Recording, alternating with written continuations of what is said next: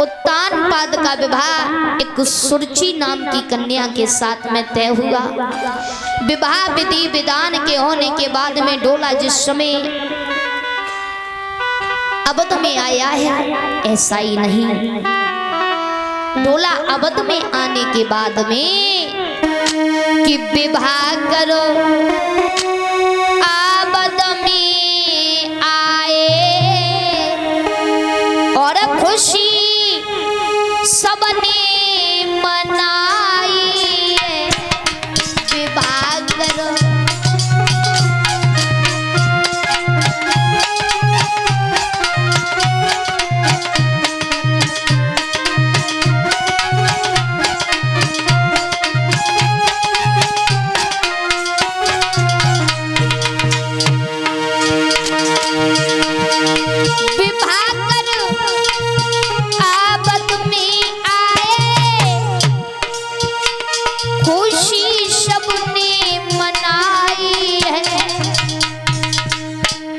बड़ी रानी सुनीति थी, बड़ी रानी सुनीति थी, नई सुरुचि विवाही है।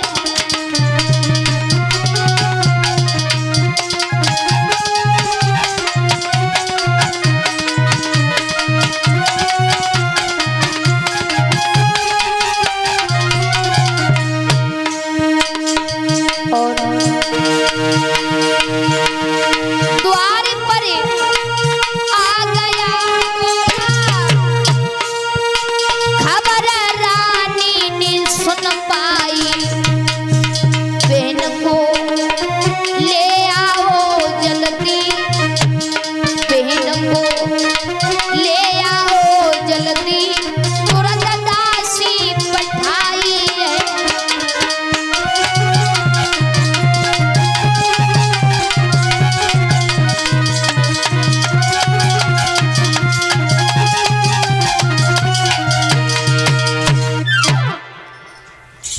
आज महाराज जिस समय विवाह विधि विधान के होने के बाद में डोला अवध में आया, तो आज महाराज ध्यान रखना प्रिय बंधुओं, जिस समय रानी को पता चला है, रानी ने बांदी को भेजा कहा कि बांदी चली जाओ, हमारी बहन को महलों में बुला करके लाओ।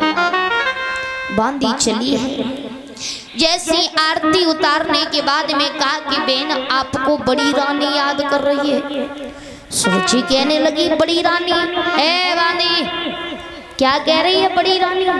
अरे तुम्हें बड़ी रानी पुकार रही है मेलन में। बड़ी रानी मतलब दूसरी शादी कर ली राजा सामने, दूसरी शादी। अच्छा पहली पत्नी? हाँ पहली पत्नी। हाँ। तो मतलब इस घर में मेरी सौत है बांदी? अब कछु समझो, सौते ही मान लियो। समझो का हैगी, समझो का हैगी yes yes yes yes okay.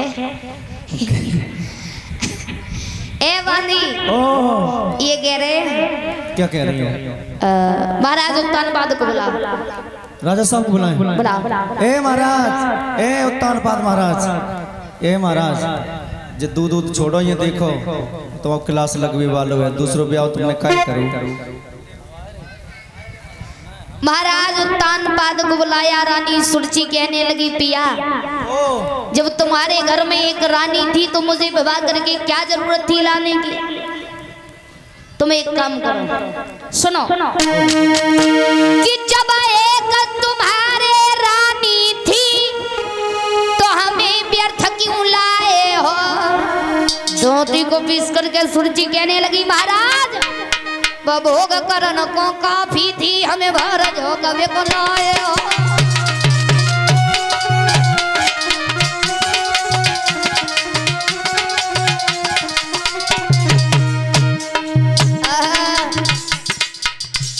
सुरुचि कहने लगी महाराज, धोती को पीस करके सुरुचि बोली महाराज जब एक तुम्हारे रानी थी तो हमें व्यर्थ क्यों लाए हो? वो भोग करन को काफी थी, हमें भर जो